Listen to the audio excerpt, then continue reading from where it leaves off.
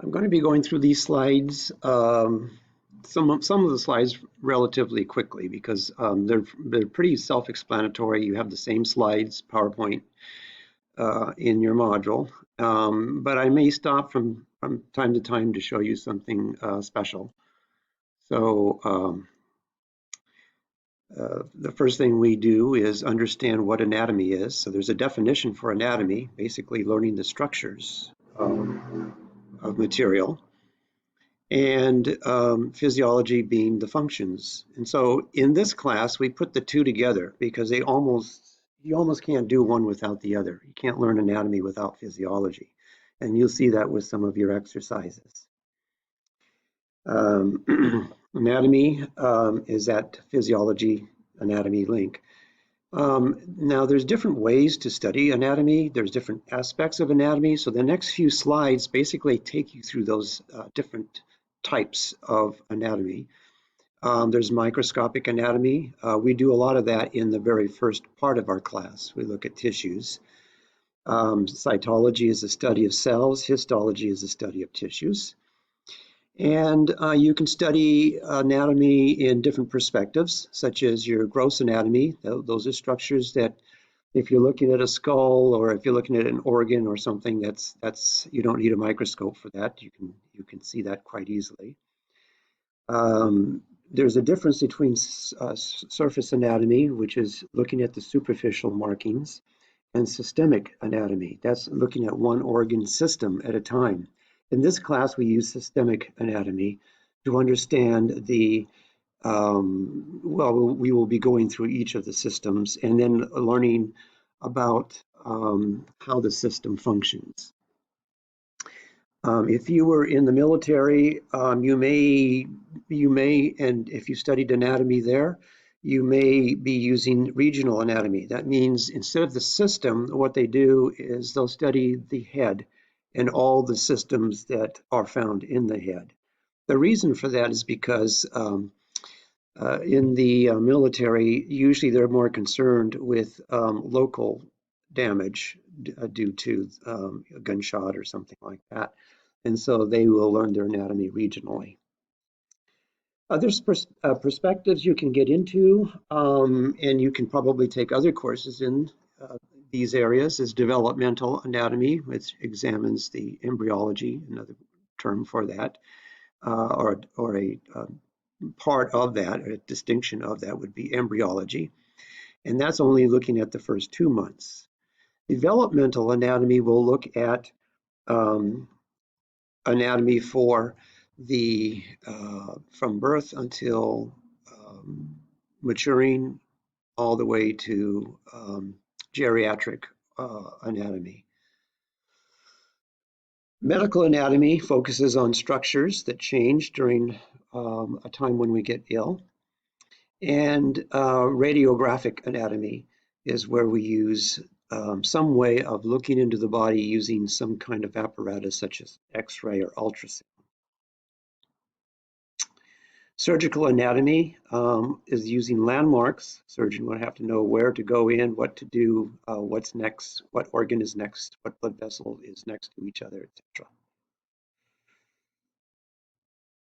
And then the next few slides, we start to look at some levels of organization. And part of your lab exercise, we do some of that, this first unit. We look at the simplest to the most complex. Your textbook, one of your textbooks, would have something similar to this, where you have something starting off at the molecular level and then working all the way up through the cellular level. And here you can see we're looking at a muscle cell. And then the tissue layer or level, which is, in this case, we're looking at cardiac tissue. And then we look at the organ that tissue belongs to, which is the heart, or that's where the word cardiac comes from. And then we look at the circulatory, or in this case, the cardiovascular system, which is the system that the heart belongs to. So there you can see is working with the simplest, going all the way up to the most complex and the systems are important when we go through this class. So the next few slides gives you some tips on how to learn the systems. I want to point out that any book will have a group of systems and give you the name of the system, some organs that belong to that system, and they also will give you the general function of that system. And to help you to learn that, in your online textbook, for example, you can see the systems spread out for you in this fashion, and they give you some notes on each of the systems there, and they show you some of the organs that are found in the systems. And in this class, oops, I have to share this again. There we go. In this class, we learn the systems. To learn the systems, there's a little game you can learn, or a little shortcut, and that is mind curlers. And the first letter here stands for each system. So the next few slides basically shows you the system, shows you what organs are found in there, in that system, and the function of that system. For example, muscular system would be the first one. Muscles, each of the muscles that you learn, such as the rectus abdominis, the deltoid muscle, the serratus anterior, etc. All of those are separate muscles or organs. And of course, your muscles, in that case, the skeletal system, the muscular system allows your body to use the skeleton to move. We look at eye. Eye is integumentary system. That's the first system we look at, and that's actually covered in this unit. One of the organs, the main organ, the largest organ in your body is the skin, and it's for mechanical, chemical, and UV protection. Mechanical meaning something hitting the skin or rubbing the skin, and something. Chemical would be something like an acid or something. N stands for the nervous system, and again, you can go ahead and flip these slides yourself and look at it. It's all spelled out for you. I would suggest you use one of the textbooks to follow the systems as you go through this. I'll quickly go through this so that you can see how it's arranged. D stands for digestive system. C stands for cardiovascular, which we used to understand the hierarchy or the breakdown of from atoms to the system. U stands for urinary system. This is one of the last systems that we will look at. And R's, well, we have two R's. This one here is for respiratory system. We do the respiratory first, and then the other R, of course, stands for reproductive. L stands for lymphatic system. Lymphatic is part of the circulatory system. Circulatory system has cardiovascular and lymphatic system. This is how fluids circulate through your body. And again, we spend some time, a chapter on that. E stands for endocrine system. We have a chapter on that. And R stands for reproductive system. That's your last week of the summer session. We cover that. And S stands for skeletal system. The skeletal system is the next week's system that we will look at. Another thing that's important to understand is that we need to use some terminology in anatomy. And much of your assignments and much of your testing, you're going to have to be using some kind of anatomical language in order to get points across. So this is one of the first things that you'll learn. The first thing we need to understand is that we have an anatomical position. Anatomical position is standing flat, your feet flat on the ground, your palms of the hands facing forward or anterior, and that's called anatomical position. You can see that we have problems if you were to switch these arms, hands, to the other side. Now your anterior and posterior are going to be different on your arms, you see. So we always have to have a standard to follow. And your next few slides tells you exactly how you need to be in an anatomical position. So you need to start learning these directional terms and regional terms right now, because we start using them, and my recorded lectures, all of the material are going to start to use these terms. So the sooner you can learn them, the better. They are found in your outline. Your lecture outline has a nice list of them. And by the way, I would use your lecture outline maybe as you're listening to these lecture recordings, or if you're browsing through the slides, it would be a good idea to match the lecture outline with your slides and fill in some information yourself. You can copy and paste into a Word document those same outlines for your study guides.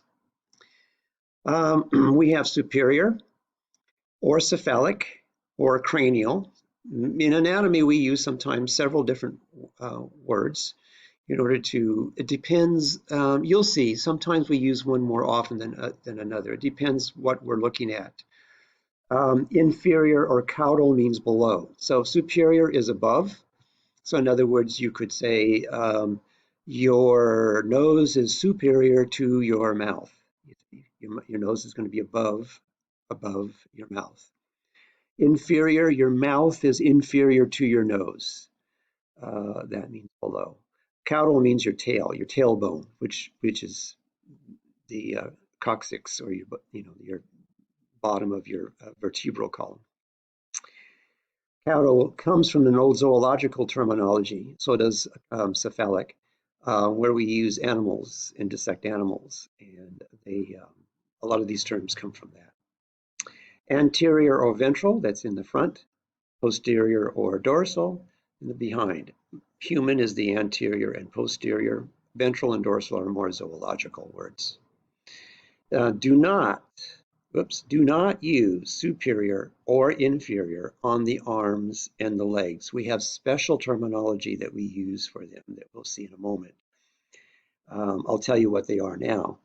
And when we are looking at parts on an arm or a leg, because your arm or leg could be in different positions, we use the word distal for further away from the body, and proximal for being closer to the body. So try to remember that.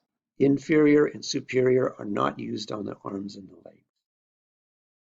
Medial and lateral, there's your definitions. Medial means towards the midline. Lateral is away. Normally in a face-to-face class, I'd be up in the front of the class and I'd be going through these motions and showing you. But of course, it's very difficult to do that at this point. But I would try to find these, read the definitions, and then try to practice them on your body, or maybe a family member would be a good idea. Intermediate is between two structures. One structure is medial and one is lateral. And intermediate would be between the medial and the lateral structures. So in other words, when you use the word intermediate, you're comparing actually three structures.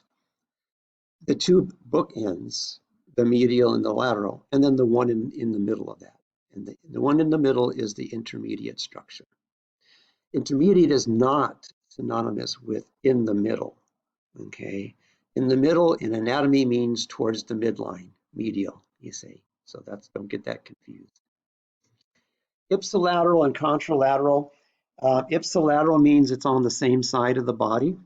So in other words, your ear, and let's see, and your right arm would be ipsilateral. They're on the right side of your right ear and your right arm are on the same side. Contralateral would mean your left ear and your right ear. In other words, they're on opposite sides of the body. So sometimes we compare things by saying ipsilateral or contralateral. It's easier than saying, well, this is on the opposite side of the body. That's a lot to listen to. So anatomy is going to use these words. Well, that's contralateral. Okay. And so it makes it very, very distinct. There's your proximal and distal. Proximal is closer to the origin. Distal is further from the origin being your body. So in other words, if you're looking at your arm Your elbow is distal to your shoulder. Your shoulder is closer to the uh, torso or your body. And so you could say proximal. Your shoulder is proximal to your elbow. In other words, you're comparing those two. And it's the first word that you say that you want to call what it is. In other words, shoulder, proximal, if you're comparing it to the elbow. See? Another one would be wrist. A wrist is distal to the elbow. The wrist is further away from the origin, see? So the wrist is distal to what? To the elbow. So you always have to compare things in anatomy. Superficial and deep. Superficial means towards the surface of the body, and deep means below that. So you could say that your skin is superficial to your muscles, which is below the skin. You could say that when we studied the bones, the skull, you could say your parietal bones are superficial to your brain, or your brain is deep to your skull bones. So that's another way of comparing. Parietal and visceral, oh my goodness, this is really difficult for students to understand. We'll see this several times in the class, that's all I can say. But the way to define this or understand this is by looking at the second word first. Visceral means like having to do with an organ, like your guts, the viscera. To eviscerate something is to remove the guts, you see? So visceral means when we use parietal and visceral, we're talking about linings, usually membranes. So visceral would be a lining on top of the organ, an organ, a gut organ, or not just gut, but any organ. And parietal would be the cavity that the organ sits in. It's the lining of that cavity. Okay, when we get to body cavities, I'll point this out again. And so we have parietal and visceral. For example, your lungs are organs, and they sit in pleural cavities. The lining of the cavity that the lungs sit in is called the parietal pleura. You see how I use the word pleura for the name of the cavity. And the lining on the lungs themselves is called the visceral pleura. You see, pleurisy is a disease, an inflammation of that lining. Another example would be in your abdominal cavity. It's called your peritoneum, is the lining. If it's lining the cavity itself, in which all the organs sit in, then that's the parietal peritoneum. If you're talking about the slick lining on top of the organ itself, then that is visceral peritoneum. See, peritonitis is the inflammation of that membrane. Okay, we'll revisit that. Planes and sections. We normally divide the body into sagittal, and in sagittal we have a parasagittal, a mid-sagittal. Para means alongside of, mid means in the middle of. And we use frontal section, and we use the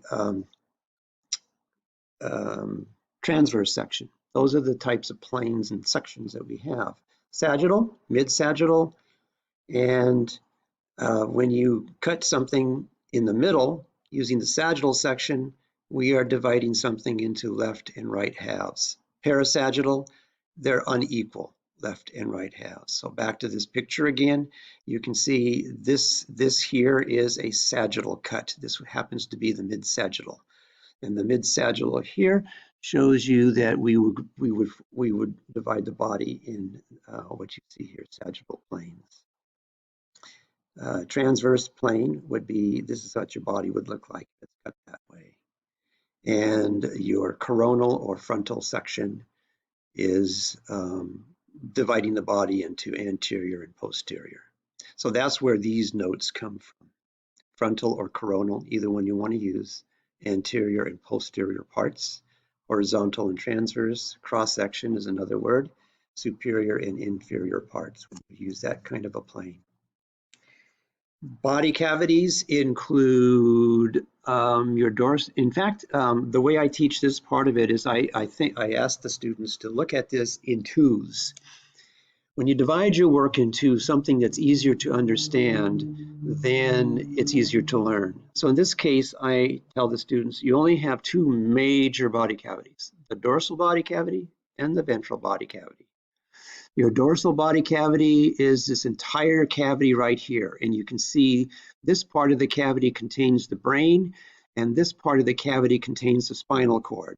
So when you look at that cavity, the dorsal body cavity can be divided into the cranial cavity and the vertebral cavity. You see, there's your two again. The dorsal cavity into two, cranial and vertebral cavity. Cranial, vertebral. Ventral body cavity divides the body into excuse me, there's my dog. Let me go ahead. Okay, we'll try this again. My dog started barking here, and I don't have my headphones and my microphone. I don't even know if my microphone would work on this particular laptop that I have. But anyway, if you just bear with me. Ventral body cavity is the second of the major body cavities, and that's divided into two cavities, the thoracic cavity, and that's divided by the diaphragm, from the abdominal pelvic cavity. So let's look at the thoracic cavity. First of all, the thoracic cavity contains a middle portion that's not really a cavity, it's just a bunch of organs and tissues. That's the central tissue mass that divides the thoracic cavity into two cavities that contain the lungs. The cavities that contain the lungs are the right and the left pleural cavities. And the tissue mass, the mediastinum or mediastinum, is the tissue mass that includes the aorta, which you'll learn later is a large blood vessel, your esophagus belonging to the digestive tract, your trachea belonging to the respiratory system, the thymus, which is a gland, and the pericardial cavity, which contains your heart. So we have a cavity, pericardial cavity, within the mediastinum, you see? And we have two cavities alongside that, which are the right and left pleural cavity. So the two cavities of the thoracic cavity are the pleural cavities and the pericardial cavities. Again, the two, you see? The abdominal cavity, the ventral body cavity is divided into the abdominal pelvic. That's divided into two, which is the abdominal cavity and the pelvic cavity.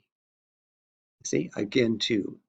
The abdominal cavity contains your abdominal organs. Your pelvic cavity contains your pelvic organs. A pelvic organ would be your urinary bladder. An abdominal organ would be your small intestine. And you'll practice that. It's a good idea. What else would you have, in other words, in your abdominal cavity besides your small intestine? Well, large intestine, spleen, stomach, you see, you can go on and on. But you see, that's what you need to practice. The more you look at something, the more you say something out loud, the more you tell someone else, the easier all this anatomy becomes. Okay. The next way of looking at the body cavity, and this is the last part here, are in regions. We have two regions. We have our two region type ways of looking at the body. We have quadrants, that means you can divide, and this is, by the way, I should note, is all to do with the abdominal pelvic cavity. You only use these regions and quadrants with the abdominal pelvic cavity. So the abdominal pelvic cavity can be divided into two ways. One is quadrants, where there's 4 parts, and another where you make 9 parts, like a tic-tac-toe grid. And so a picture in your textbook will show you the 4 quadrants. They'll list what they're called, and we'll go review that in a moment. And you can also see the 9 regions. This here is going to be divided into 9 regions over here. It's a little difficult to see. They're using red for the regions. I think it's red. So I'm red and green colorblind, so excuse me if I call a color wrong. And normally I would have students to ask, what color is this? But I don't at this point. And you can see the quadrants are in this darker color here. So this would be the right upper quadrant, the left upper quadrant, and this is going to be the right lower quadrant, and this whole thing is the left lower quadrant. That would be giving you an example. And the reason you use this is because now you can identify organs that are in the quadrants. Again, another good practice for you. The more you know about general things, the easier you will have in taking exams. Okay, here's quadrants, 4 quadrants. And remember, you're looking at these from the anatomical point of view. So this is going to be the right side. This is going to be superior. Okay, so what quadrant is this? Correct. Right upper quadrant. This must be the left upper quadrant. And the 2 over there. Okay, there's your regions. This is your belly button, your umbilicus. So let's name that the umbilical region. That's easy. Then we have the epigastric above the stomach and hypogastric below the stomach. And those are 3 of them that you've done already. Now we need to name these, you see. This is the hypochondriac. Chondros means cartilages. So this is underneath the cartilages of your ribs. So this is the right side. This is the left side. Hypo means below the cartilages of your ribs. Hypochondriac, right and left. Lumbars. Lumbar are your back muscles. And lumbar also names the vertebral 5 vertebrae that make up your lumbar vertebrae. So we have right and left lumbar. This little sign here should go over here. I don't know what's going on with my little placement here, but this here should be in this quadrant right here. And then finally, the last would be iliac, and iliac has to do with your pelvic area. So we have right and left iliac. Again, this goes in this region here. You can also call them inguinal, but I don't know if you can remember the word inguinal. Inguinal is not as commonly remembered. Inguinal has to do with your groin. So the iliac is more towards the back and the inguinal is towards the front a little bit. Any of those terms are fine. When you talk anatomy, when you answer questions, whatever, that's fine. You can use any of that. Okay. So that completes this first introductory chapter. When we meet next time, I will refer to this recording, and I will probably record the second chapter on probably using Zoom. And if you have any questions at all, don't hesitate to contact me. You can join a Zoom session if you want. However you want to do it, whatever you feel comfortable. Just give me a little time to get back to you. Certainly not likely to get back with you in the first hour that you want, that you want an answer. Give me at least a day or so, just in case, because sometimes I'm working with another class and it would take me a while. Okay, so I'm going to stop the recording.